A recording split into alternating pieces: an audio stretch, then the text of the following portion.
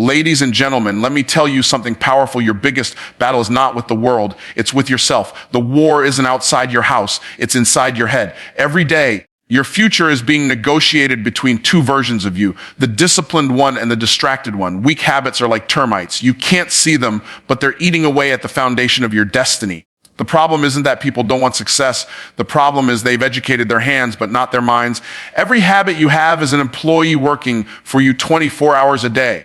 Some habits are working overtime to build your future, while others are secretly destroying it. Your habits are not neutral. They are either constructing or deconstructing the life you desire. Imagine walking into a company where every worker is on your payroll. Some are productive, disciplined, loyal, and committed to excellence. Others are lazy, careless, and constantly showing up late.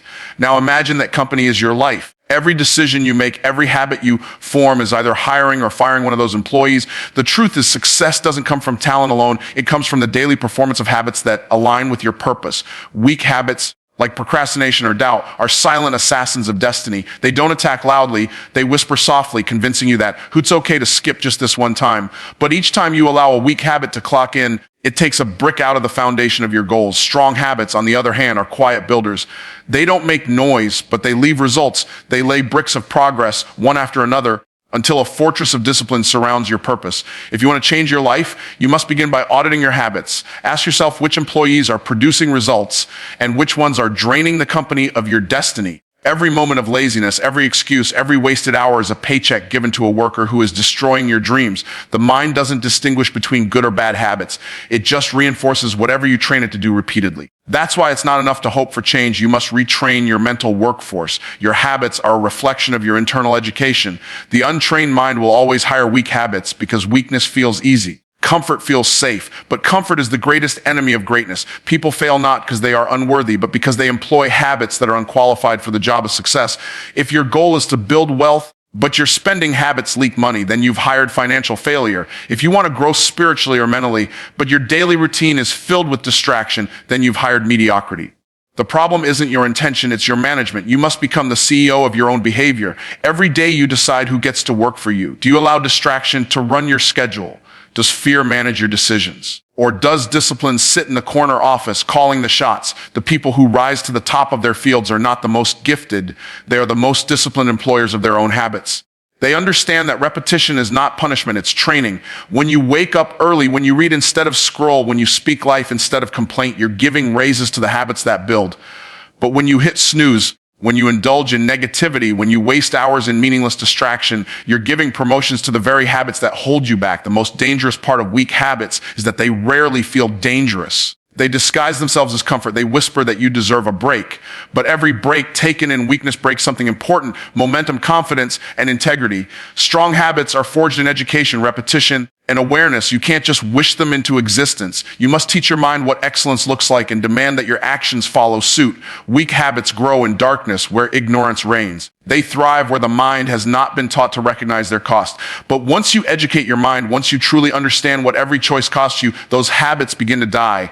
Because knowledge doesn't just expose weakness, it empowers strength. Every habit is built through choice and maintained through emotion. That's why it's critical to attach strong emotion to strong habits. When you visualize what success feels like, when you taste the satisfaction of growth, you reinforce the behavior that brings that feeling again. Education is not just about knowing, it's about feeling the truth deeply enough that it changes your actions.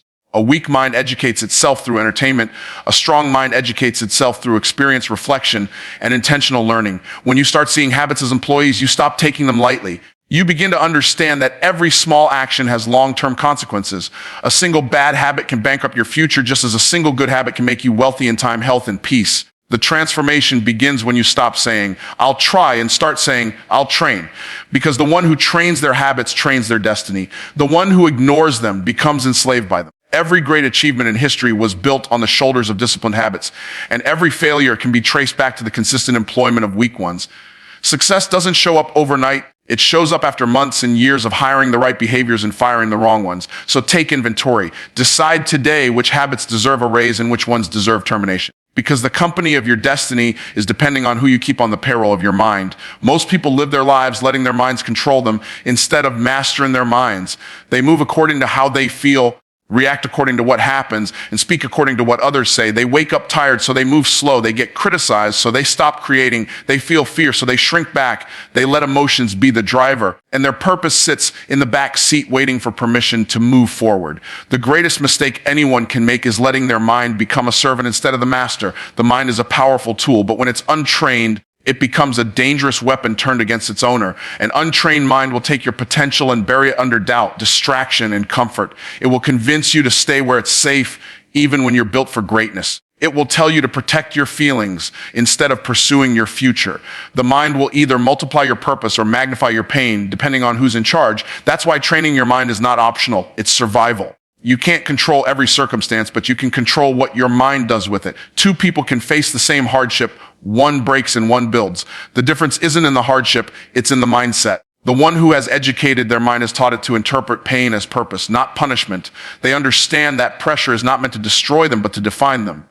When your mind is your master, it tells your emotions where to go. When your mind is your servant, your emotions tell your life where to stop. The untrained mind is reactive. The educated mind is responsive. When the untrained mind feels fear, it freezes. When the trained mind feels fear, it focuses. Fear doesn't disappear when you grow. It just loses authority over your decisions. Mastery over the mind is not about avoiding emotion. It's about instructing it. Your feelings are signals, not dictators. They can inform you, but they should never lead you. The moment your feelings become your compass, you lose direction. The moment your mind takes command, your path becomes clear. Every day you are being programmed by what you hear, what you watch, and what you say to yourself. If you don't consciously educate your mind, it will subconsciously educate itself through noise and nonsense. The mind is like a field. It doesn't care what seeds you plant. It just grows whatever you sow. If you plant worry, you'll harvest anxiety. If you plant purpose, you'll harvest progress. Most people are not failing because they don't work hard enough. They're failing because they don't think right. They've allowed mental weeds to choke their potential because they've never taken the time to cultivate clarity. Training your mind begins with awareness. You can't master what you refuse to notice. You must listen to your thoughts, question your beliefs, and challenge your limitations. Every time your mind says, I can't, you must respond with why not. Every time your mind says, it's too hard, you must answer, hard is how I grow. Education of the mind is not about memorizing information. It's about reprogramming interpretation.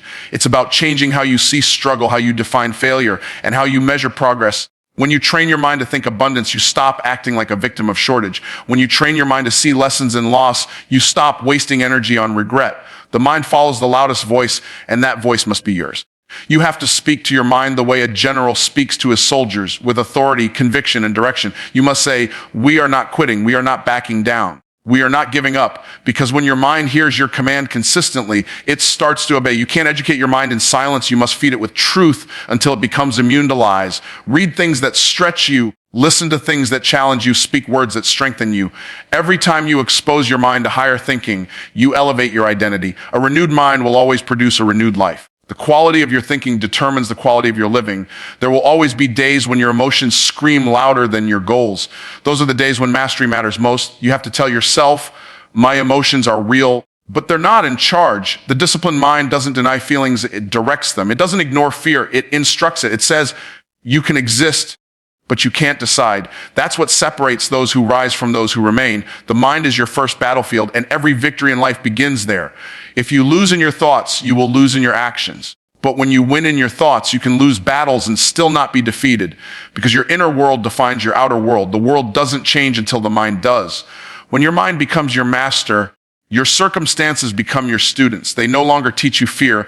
They teach you focus. They no longer tell you you're not enough. They remind you to grow stronger. When you educate your mind to lead, life begins to follow. Weak habits are born in the dark corners of ignorance. They grow quietly in places where the mind is untrained, where the spirit is unguarded, and where awareness is asleep. Most people don't have bad habits because they are bad people. They have bad habits because they never educated their minds to replace weakness with wisdom. Weak habits are not destroyed by willpower alone. You can't simply want them gone. You have to understand them, outthink them, and outgrow them. Ignorance is their oxygen. Education is their suffocation. When you don't understand why you do what you do, you repeat it. Knowledge doesn't just expose habits, it explains them. The reason most people keep circling the same mountain of mediocrity is because they never stop long enough to ask, why am I still here? They treat bad habits like accidents instead of patterns. But habits are not accidents. They are the outcome of unconscious education. Your habits are always learning, even when you're not teaching them. Every action is a lesson your mind repeats until it becomes your identity. Weak habits thrive in mental laziness. They feed on excuses, survive on procrastination, and multiply in confusion. When your mind lacks instruction, it seeks comfort, and comfort left unchecked always leads to captivity. Education, real education, breaks that cycle. When you begin to learn how your mind works, how discipline operates, how patterns are formed, you start to see your weaknesses not as curses, but as signals. Every weakness is simply a classroom waiting for you to attend. The more you learn about yourself, the harder it becomes to lie to yourself. Strong habits, on the other hand, are children of education. They are birthed in awareness, raised through repetition, and matured through consistency. When you feed your mind knowledge, you give your habits direction. You begin to train yourself with purpose instead of reacting from emotion. Weak habits say, I'll do it later. Strong habits say, I'll do it now. Weak habits live off impulse. Strong habits live off instruction. The difference between them isn't strength, it's understanding. Every time you educate your mind, you increase your ability to choose differently. Knowledge gives you vision, and vision gives you power. You begin to see the cost of your choices clearly. Ignorance hides the consequences until it's too late, but education reveals them in advance. Once you see that every weak habit is stealing something from your future, you can no longer pretend it's harmless. Weak habits don't announce their damage. They drain your time, your energy, and your confidence quietly until you no longer recognize the person you were meant to become. The process of replacing weak habits with strong ones is not instant, it's intentional. You have to study your triggers, question your routines, and observe your thoughts. Every habit has a reason. It was formed to protect you, comfort you, or distract you. The only way to destroy a habit built from ignorance is to rebuild it with intelligence. If you eat without control, it's not just hunger, it's emotional management. If you delay your goals, it's not laziness, it's fear disguised as caution. When you understand the lesson behind the behavior, you can finally rewrite it. Education transforms the mind from reaction to reflection. The more you learn, the less you act out of impulse. You begin to recognize when weakness tries to disguise itself as rest, when procrastination hides behind planning, and when self-pity dresses up as humility. A mind that is aware cannot be easily deceived. That's why ignorance is dangerous. It blinds you to your own patterns. The person who refuses to learn is volunteering to repeat. Every strong habit is the result of a re-educated mindset. You can't destroy weak habits by simply avoiding them. You must replace them with stronger ones. When you learn, you elevate your standard. The moment your knowledge expands, your tolerance for weakness shrinks. You stop finding comfort in what once controlled you. The same behavior that used to feel normal starts to feel toxic. That's the power of mental education. It changes not just what you do, but what you desire. Weak habits can't survive in a mind that knows too much about their cost. Every great transformation begins with a shift in learning. When your knowledge grows, your excuses lose their strength. You can't unlearn the truth once you know it. Education shines light into the corners where weakness hides. Once light enters, the darkness has no choice but to retreat. The more light you bring into your thinking, the more power you have over your doing. Weak habits die slowly but surely when you feed your mind with daily wisdom. Each new lesson is a cut in the chain that held you bound. Weak habits are not destroyed in a moment. They are dismantled through consistent education. Every time you read, every time you listen, every time you reflect, you are sharpening your awareness. You begin to see the traps before you step into them. You begin to hear the voice of distraction before it pulls you off track. The mind that is taught becomes a weapon against weakness. The uneducated mind becomes a home for it. That is why education is not a luxury. It is the foundation of freedom. A strong mind produces strong habits because it refuses to live beneath what it knows. Your mind is always eating, and what you feed it determines the strength of your beliefs. Every conversation, every video, every book, every moment of silence or noise is a meal for your thoughts. You are either nourishing your potential or poisoning it. Most people spend their days feeding their minds junk and then wonder why they think small, speak small, and live small. They consume fear, gossip, doubt, and distraction, and then expect faith, confidence, and clarity to grow. But the mind doesn't produce what it hasn't consumed. Whatever you feed it most becomes your mental diet, and your diet becomes your destiny. The mind is a mirror reflecting the meals it receives. If you constantly feed it negativity, it will reflect scarcity. If you feed it wisdom, it will reflect abundance. Thoughts are like nutrients. Some strengthen your resolve, while others weaken your will. The reason many people never rise to their potential is not that they lack talent, but that they feed their minds material that keeps them low. You can't think like a champion while dining on mediocrity. You can't walk in power while feeding on fear. Every thought you entertain is an invitation for belief or doubt to take residence. Your beliefs are not built in a day, they are built in your diet. If you want to change your life, start changing what you feed your mind. Stop consuming the noise of people who have no vision for your life. Stop feeding your focus with distractions that don't move you forward. Start reading words that strengthen your spirit, listening to voices that challenge your weakness, and surrounding yourself with people who demand your growth. Your mind can't flourish in a toxic environment. It's not just about protecting your peace. It's about protecting your programming. Every piece of content you consume carries a seed. Some seeds grow trees of wisdom, while others grow weeds of weakness. When you plant the wrong thoughts, you end up fighting battles you never needed to fight. You doubt your worth because you've been feeding on comparison. You hesitate to take action because you've been digesting fear. You sabotage your progress because you've been consuming too much comfort. The mind cannot rise above the level of its intake.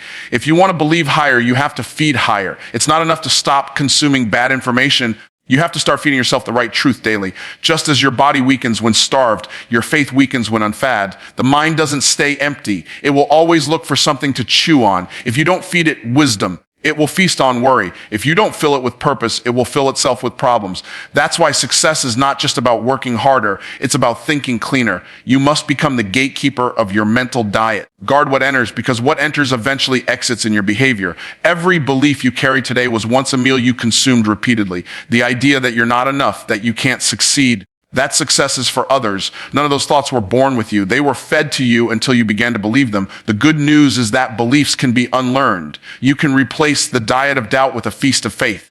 Every time you choose a podcast that empowers instead of distracts, every time you read something that grows you instead of entertains you, you're rewriting your mental menu. What you feed your mind today will become your future appetite. Your conversations matter just as much as your content. Every discussion either feeds your discipline or your doubt. When you surround yourself with people who complain, you start to crave complaint. When you spend time with people who create, you start to crave creation. Your circle is your buffet. Choose your table wisely. If everyone around you is feeding their minds garbage, don't be surprised when their dreams rot too.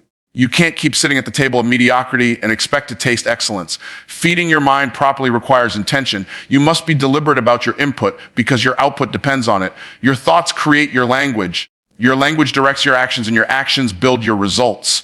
That means your entire life is a reflection of your mental diet. When you begin to feed your mind with greatness, your words start to sound different. You speak possibility instead of limitation. You stop saying, I can't, and start asking, how can I? Your vision expands because your intake improves.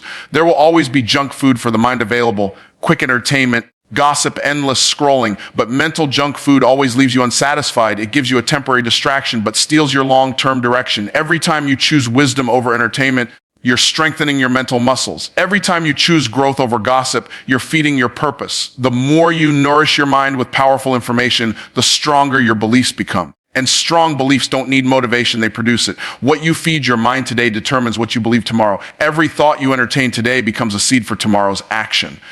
If you feed your mind truth, courage, and faith, you'll believe in your power to rise.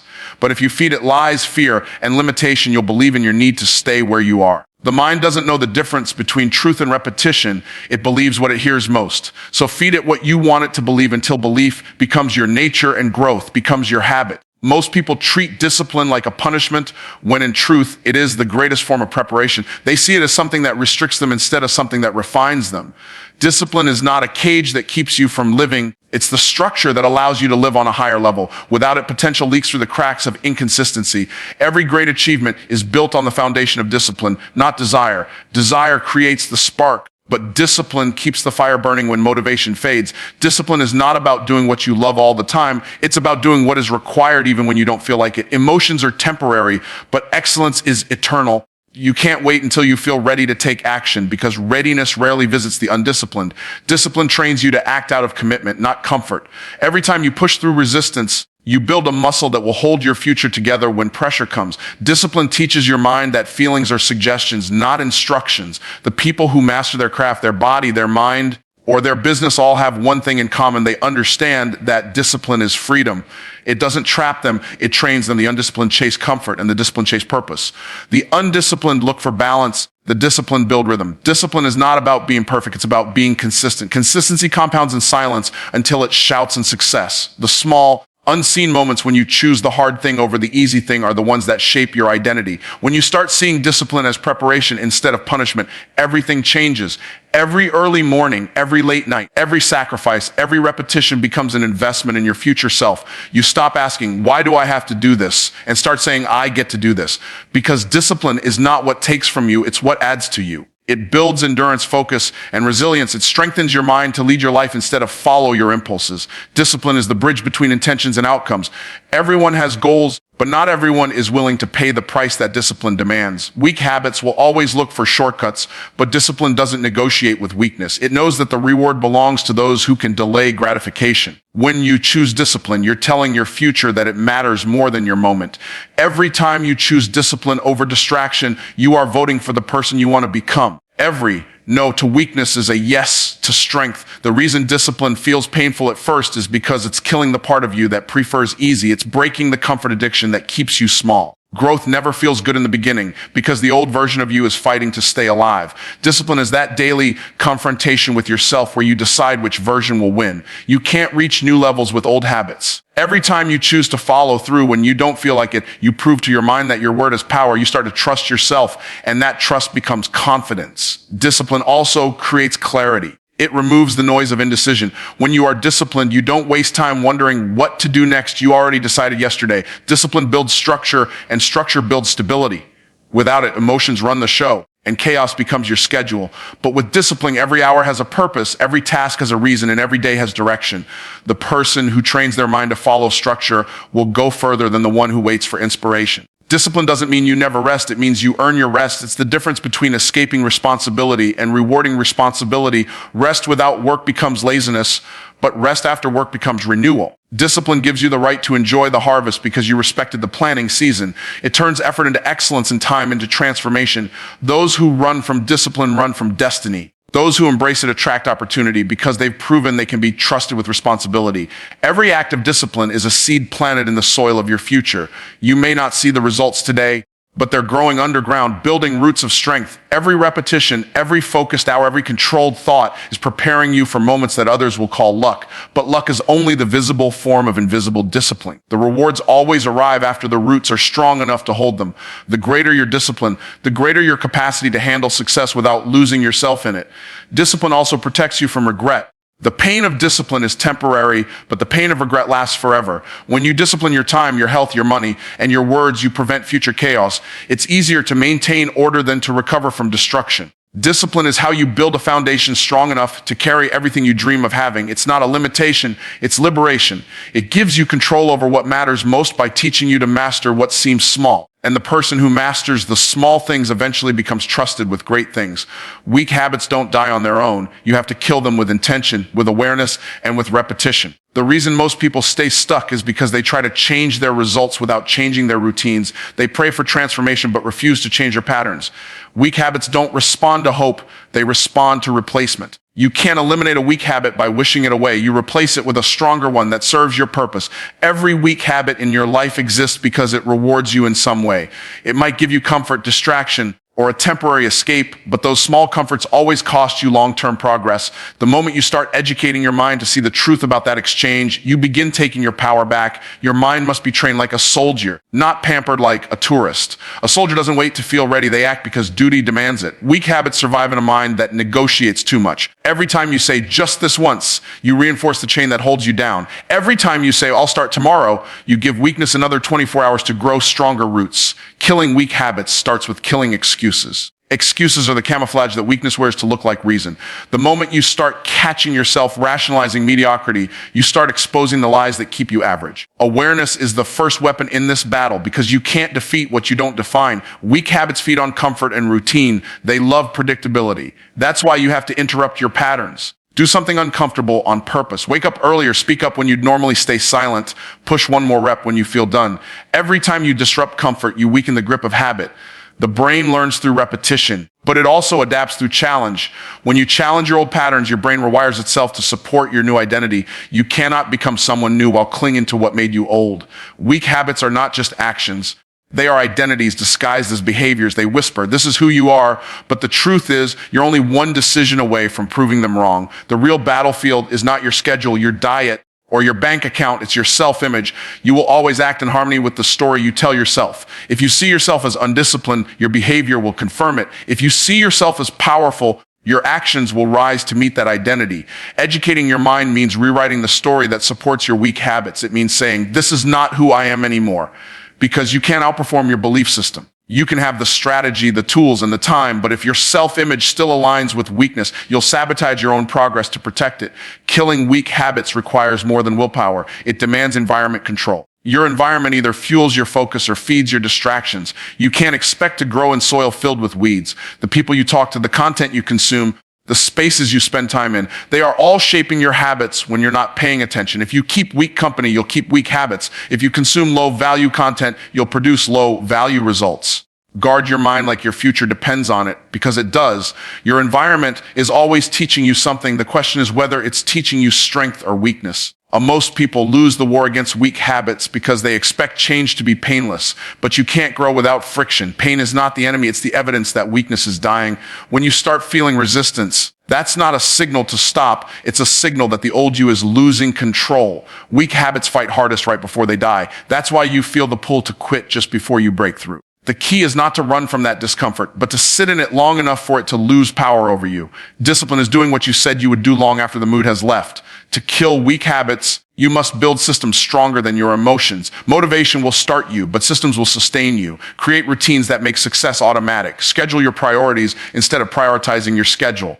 Don't rely on how you feel to decide what you'll do. Let your values make that decision for you. Weak habits are emotional. Strong habits are intentional. Weak habits depend on mood. Strong habits depend on structure. When your structure becomes stronger than your excuses, you start to see transformation instead of temporary improvement. Killing weak habits also requires patience. You can't expect to destroy in days what you built in years. Every weak habit you've developed has deep roots, and you have to pull them out one by one. Progress may not always look like victory. Sometimes it looks like showing up tired. Sometimes it looks like saying no to temptation. Sometimes it looks like failing but refusing to quit.